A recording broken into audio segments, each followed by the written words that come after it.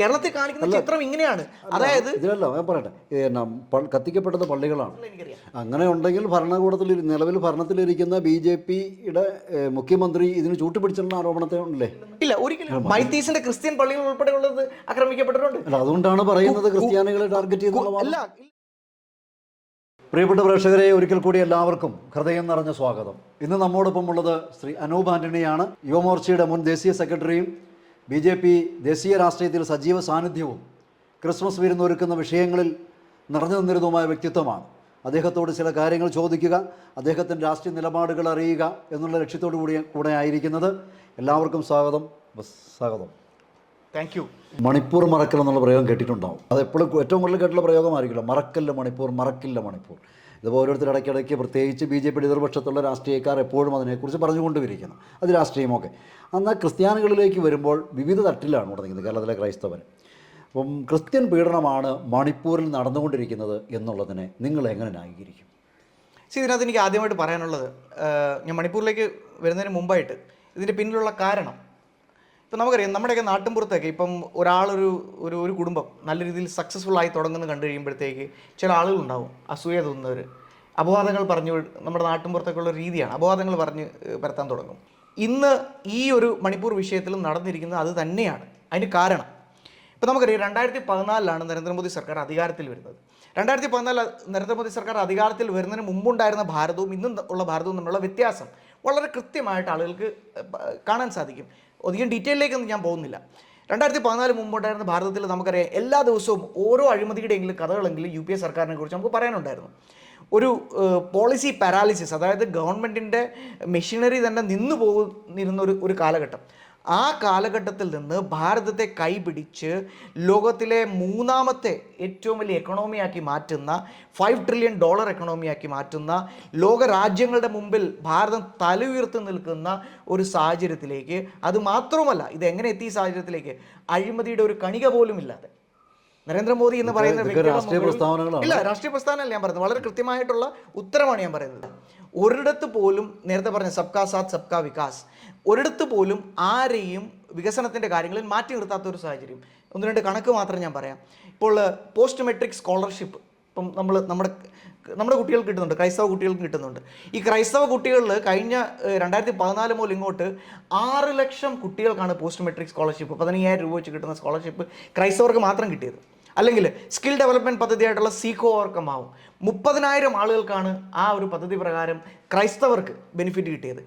ഇപ്പോൾ ഓരോ പദ്ധതി എടുത്ത് നോക്കിയാൽ, ഇപ്പോൾ പ്രധാനമന്ത്രി കിസാൻ സമ്മാൻ നിധി എന്ന് പറഞ്ഞ് നമ്മുടെ അക്കൗണ്ടുകളിലേക്ക് 2000 രൂപ വെച്ച് വരുന്ന പദ്ധതി, അത് ഏതെങ്കിലും ക്രൈസ്തവനെ മാറ്റി നിർത്തിയിട്ടുണ്ടോ? അതിനകത്ത് ഏതെങ്കിലും മുസ്ലിമിനെ മാറ്റി നിർത്തിയിട്ടുണ്ടോ? ഇല്ല.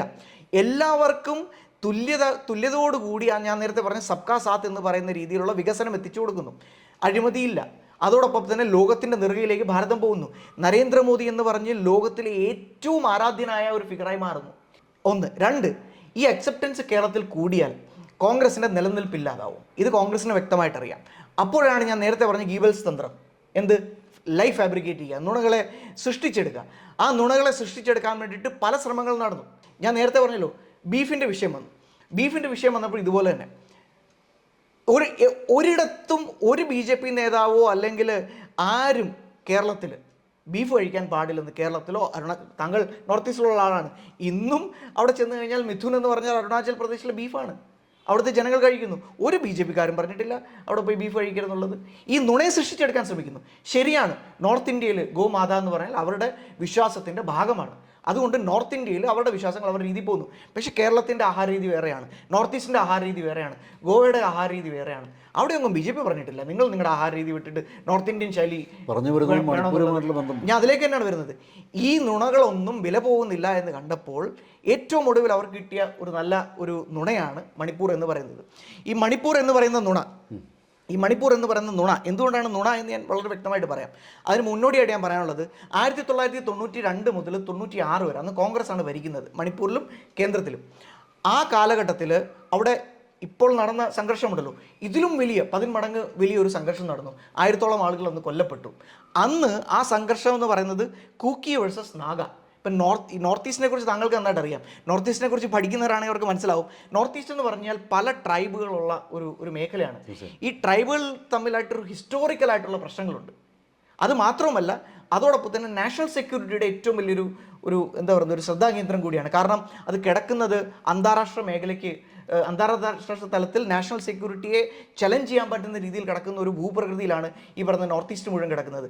അതുകൊണ്ട് തന്നെയും അവിടെ വർഷങ്ങളായിട്ട് ഈ ട്രൈബൽ തമ്മിലുള്ള പ്രശ്നങ്ങളെ ഇൻസർജൻസി ആക്കി മാറ്റിക്കൊണ്ട്, തീവ്രവാദമാക്കി മാറ്റിക്കൊണ്ട് കോൺഗ്രസിൻ്റെ കാലഘട്ടത്തിൽ, കോൺഗ്രസ് ഭരിച്ചിരുന്ന കാലഘട്ടത്തിലുടനീളം വിദേശ ശക്തികൾ ശ്രമിച്ചുകൊണ്ട്, ചൈന ഉൾപ്പെടെയുള്ള രാജ്യങ്ങൾ അവർക്ക് പണവും ആയുധവും കൊടുത്ത് ട്രെയിനിങ് കൊടുത്ത് മ്യാൻമാറിലോ മറ്റോ കൊണ്ടുപോയി ട്രെയിനിങ് കൊടുത്ത് തിരിച്ചു കൊണ്ടുവന്ന് തീവ്രവാദികളാക്കിക്കൊണ്ട് ഇൻസർജൻസ് ആക്കി മാറ്റിക്കൊണ്ട് അവിടെ എന്നും പ്രശ്നങ്ങൾ ഉണ്ടായി നിൽക്കണമെന്ന് ആഗ്രഹിക്കുന്ന ഒരു കാലഘട്ടം. അന്നാണ് ഈ 92-96 സമയത്ത് കൂക്കി നാഗ സംഘർഷം നടക്കുന്നത്. അന്ന് ഈ പറഞ്ഞ ഈ കൂക്കിയും നാഗയും രണ്ടുപേരും ക്രിസ്ത്യാനികളാണ്. ഞാൻ ചോദിക്കുന്നത്, അന്നത്തെ ഈ കൂക്കി നാഗ സംഘർഷം അതിനെ ആരും, അന്ന് BJP ഉണ്ടായിരുന്നു, അന്ന് പല പാർട്ടികളുണ്ടായിരുന്നു, ആരും അതിനെ ക്രിസ്ത്യൻ വേഴ്സസ് ക്രിസ്ത്യൻ ആക്രമണം ഒന്നും പറഞ്ഞില്ലല്ലോ. അല്ല, നമ്മൾ കേരളത്തിൽ കിട്ടുന്ന ചിത്രം എന്ന് പറഞ്ഞാൽ കേരളത്തിൽ കാണിക്കുന്ന ചിത്രം ഇങ്ങനെയാണ്. അതായത് ഇതിലല്ല ഞാൻ പറയട്ടെ, കത്തിക്കപ്പെട്ടത് പള്ളികളാണ്. അത് തെറ്റായ ഒരു വാദമാണ്. അവിടെ നിരവധി ക്ഷേത്രങ്ങൾ കത്തിക്കപ്പെട്ടിട്ടുണ്ട്. എന്തുകൊണ്ട് ഞാൻ പറയുമോ, അല്ലെങ്കിൽ ഏതെങ്കിലും BJP-ക്കാർ പറയുമോ അത് ഞങ്ങൾ ഹിന്ദുക്കളെ മുഴുവൻ കൊന്നെടുക്കാൻ വേണ്ടിയിട്ട് നടത്തിയൊരു ശ്രമമാണെന്ന് ഏതെങ്കിലും BJP-ക്കാർ പറഞ്ഞോ? ഇതാണ് ഉത്തരവാദിത്തക്കുറവ്. ഞാൻ പറഞ്ഞു മനസ്സിലായില്ലേ? അവിടെ നടന്നത് ഇപ്പം മൈത്തീസ് എന്ന് പറയുന്ന ഒരു വിഭാഗം, മറ്റത് കൂക്കീസ് എന്ന് പറയുന്ന വിഭാഗം. ആര് പറഞ്ഞു മൈത്തീസിലെ ക്രിസ്ത്യാനികളില്ലെന്ന്? മൈത്തീസിന്റെ ക്രിസ്ത്യൻ പള്ളികൾ ഉൾപ്പെടെയുള്ളത് ആക്രമിക്കപ്പെട്ടിട്ടുണ്ട്. അതുകൊണ്ടാണ് പറയുന്നത് ക്രിസ്ത്യാനികളെ ടാർഗറ്റ് ചെയ്തു. ഇല്ല, തീർച്ചയായിട്ടും അല്ല. കൂക്കികൾ ഉൾപ്പെടെയുള്ളവർ മൈത്തികൾ ആക്രമിച്ച കേസുകളുണ്ട്. കൂക്കികളും മൈത്തികളും തമ്മിലുള്ള ആക്രമണമാണ്. ആ കൂക്കി ആയിട്ടുള്ള ക്രിസ്ത്യാനികൾ മൈത്തി ആയിട്ടുള്ള ക്രിസ്ത്യാനികളെ ആക്രമിച്ചിട്ടുള്ള നിരവധി കേസുകൾ എനിക്കറിയാം. അങ്ങനെ ഉണ്ടെങ്കിൽ ഭരണകൂടത്തിൽ നിലവിൽ ഭരണത്തിലിരിക്കുന്ന BJP-യുടെ മുഖ്യമന്ത്രി ഇതിന് ചൂട്ടുപിടിച്ചിട്ടുള്ള ആരോപണത്തെ ഉണ്ടല്ലേ?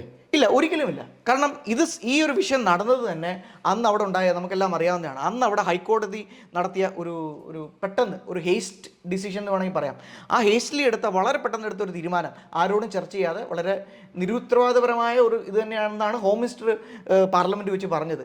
അങ്ങനെ എടുത്തൊരു തീരുമാനത്തിൻ്റെ ഒരു ഫോളോ ഔട്ട് എടുപിടിയുണ്ടായ ഒരു സംഭവമാണ്. 2, അവിടുത്തെ ഈ കാലങ്ങളായിട്ട് നമുക്കറിയാം. ഇപ്പം കഴിഞ്ഞ ദിവസങ്ങളിൽ നാഗാലാൻഡിലുള്ള ഇൻസർജൻസി NSCN IM-ൻ്റെ അതും അതിനു മുമ്പ് ഉൾഫ എന്ന് പറയുന്ന തീവ്രവാദികളും അവർ ഒരു പെർമനൻ്റ് ആയിട്ട് അവർ തീവ്രവാദം ഉപേക്ഷിച്ചുകൊണ്ട് സൈൻ ചെയ്തു. ആ സമയത്ത് അവിടെ ഉണ്ടായിരുന്ന ആളാണല്ലോ. അല്ല, ഞാൻ പറയാം, എൻ്റെ ജ്യേഷ്ഠൻ 28 വർഷം ഇന്ത്യൻ മിലിറ്ററിയിൽ സേവനം ചെയ്ത ഒരു മിലിറ്ററി ഉദ്യോഗസ്ഥനാണ്. അദ്ദേഹം പല പ്രാവശ്യം, അതുകൊണ്ട് അദ്ദേഹത്തിന് നോർത്ത് ഈസ്റ്റിനോട് നല്ല ബന്ധമുണ്ട്. ഒരു 28 വർഷം സർവീസ് ചെയ്ത പട്ടാളക്കാരൻ എത്ര പ്രാവശ്യം നോർത്ത് ഈസ്റ്റിൽ പോയിട്ടുണ്ടാവുമെന്ന് സ്വാഭാവികമായും അറിയാമല്ലോ. 90കളുടെ ആരംഭത്തിൽ നാഗാലാൻഡിലുണ്ടായിരുന്ന വ്യക്തി 59 വിശ്വാസം. ആ സമയത്ത് BJP-ക്ക് വേണ്ടി അവിടെ ഒരാൾ മത്സരിക്കാൻ തയ്യാറായി. അപ്പോൾ അദ്ദേഹം ഞാനുണ്ടായിരുന്ന സെമിനാരിയിൽ വന്നു. അപ്പോൾ അദ്ദേഹത്തിന് ബ്ലഡ് കൊടുത്തൊക്കെ അവസ്ഥയൊക്കെ ഓർക്കുന്നുണ്ട്. അന്നത്തെ കോലാഹലങ്ങളും ഒക്കെ സംഭവിച്ചു. അന്ന് BJP-ക്ക് ആദ്യം, എനിക്ക് തോന്നുന്നു ആദ്യമാണെന്ന് തോന്നുന്നു 85 ശേഷമാണെന്ന് തോന്നുന്നു BJP-ക്ക് കൃത്യം ഞാൻ ഓർക്കുന്നില്ല. കാരണം അത് ഇങ്ങനെയൊക്കെ രാഷ്ട്രീയം ഇങ്ങനെ ഉരുത്തിരിയുന്നൊന്നും ഓർമ്മയില്ല. അന്ന് ഞാൻ സെമിനാറിലാണ്, അവിടെ ഡിമാപ്പൂരിൽ സെമിനാറിലാണ്. ആ സമയത്താണ് BJP-യുടെ ഒരാളോടെ മത്സരിക്കുന്നത്. അപ്പം ഈ പറയുന്ന കാര്യങ്ങളൊക്കെ നിലനിൽക്കുമ്പോഴും അതിലേക്ക് ഞാൻ വരുന്നത്, അതായത് മണിപ്പൂരിൽ ഇന്നത്തെ വലിയൊരു സത്യാവസ്ഥ എന്ന് പറയുന്നത് ജനങ്ങൾ മനസ്സിലാക്കണം.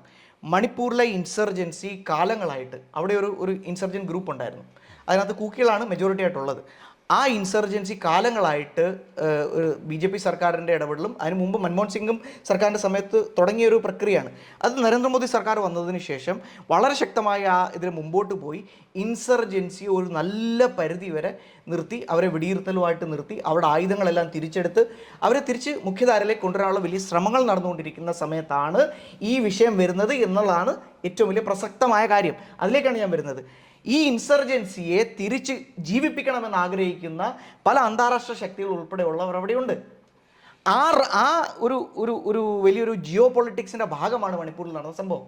അതിനകത്ത് മ്യാൻമാറിന് ഉത്തരവാദിത്തമുണ്ട്, പല അന്താരാഷ്ട്ര ഏജൻസികൾക്ക് ഉത്തരവാദിത്തമുണ്ട്, പല അന്താരാഷ്ട്ര ഫണ്ടിങ് ഏജൻസികൾക്ക് ഉത്തരവാദിത്തമുണ്ട്. ആ ഇൻസർജൻസിയെ വീണ്ടും പുനർജീവിപ്പിക്കാൻ വേണ്ടിയിട്ട് നടക്കുന്ന ഒരു ശ്രമത്തിൻ്റെ ഭാഗമായിട്ടാണ് ഇപ്പോൾ ഈ പറഞ്ഞ ആളുകളെല്ലാം തോക്കെടുത്ത് വീണ്ടും ആക്രമണത്തിനും ഇതിനു വേണ്ടി ഇറങ്ങി തിരിച്ചത്. ഈ ഇൻസർജൻസിയെ എന്നേക്കുമായി ഇല്ലാതാക്കാൻ വേണ്ടി നരേന്ദ്രമോദി സർക്കാർ മുമ്പോട്ടെടുത്ത സ്റ്റെപ്പുകളെ പിന്നോട്ടാക്കാൻ വേണ്ടിയിട്ട് നടത്തുന്ന ഒരു ഇതിൻ്റെ ഭാഗമാണ് ഇപ്പോൾ നടന്ന സംഘർഷം. അതുകൊണ്ട് തന്നെയുമാണ് നരേന്ദ്രമോദി സർക്കാർ വളരെയധികം കെയർഫുള്ളായി, കോഷ്യസായി, വളരെയധികം ശ്രദ്ധിച്ച് ഈ വിഷയത്തിൽ ഇടപെട്ടത്. ഇവിടുത്തെ കോൺഗ്രസ്സുകാർ ആരോപിക്കുന്ന പോലെ പ്രധാനമന്ത്രി അടുത്ത ദിവസം ഉടനെ മണിപ്പൂരിലെത്തി നിങ്ങളാണ് കുറ്റക്കാർ എന്ന് പറയാത്തതിന് കാരണം അദ്ദേഹത്തിൻ്റെ പൊളിറ്റിക്കൽ മെച്യൂരിറ്റി കൊണ്ടാണ്. അദ്ദേഹത്തിൻ്റെ പൊളിറ്റിക്കൽ മെച്യൂരിറ്റി ഇതാണ്.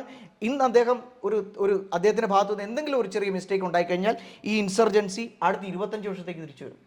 അപ്പോൾ അങ്ങനെയാണെങ്കിൽ താങ്കൾ പേര് പറഞ്ഞില്ലെങ്കിൽ ഞാൻ മനസ്സിലാക്കുന്നിടത്ത് ചൈനയും പാകിസ്ഥാനും ഒക്കെ ഇതിനകത്ത് കൈയുണ്ടെന്നാണ് തീർച്ചയായിട്ടും ഉണ്ടാവും. ഉണ്ടെന്നാണല്ലോ പറഞ്ഞു വരുന്നത്. തീർച്ചയായിട്ടും ഇതൊരു നാഷണൽ സെക്യൂരിറ്റി ഇഷ്യൂ ആണ്.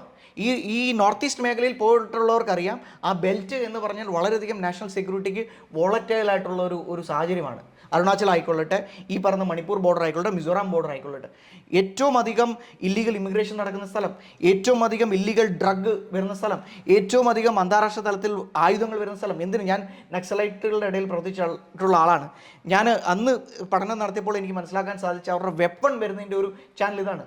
ഈ ബർമ വഴി, ഈ നോർത്ത് ഈസ്റ്റ് വഴിയുള്ള ഒരു റൂട്ട് വഴിയാണ് കൂടുതൽ വെപ്പൺസ് കയറി വരുന്നത്. അങ്ങനെ ഏറ്റവും വലിയ നാഷണൽ സെക്യൂരിറ്റിക്ക് ഇമ്പോർട്ടൻസ് ഉള്ള ഒരു സ്ഥലത്താണ് ഇങ്ങനൊരു പ്രശ്നം വരുന്നത്. അതിന് നാഷണൽ സെക്യൂരിറ്റിയുടെ പോയിന്റ് ഓഫ് വ്യൂ തന്നെ കാണാനാണ് നരേന്ദ്രമോദി സർക്കാർ ശ്രമിച്ചിട്ടുള്ളത്. അതുകൊണ്ട് തന്നെയാണ് ഇവിടുത്തെ രാഷ്ട്രീയ പാർട്ടികൾ ഈ കാണിക്കുന്ന രാഷ്ട്രീയം രാഷ്ട്രത്തോട് കാണിക്കുന്ന തെറ്റാണ്, അനീതിയാണ്.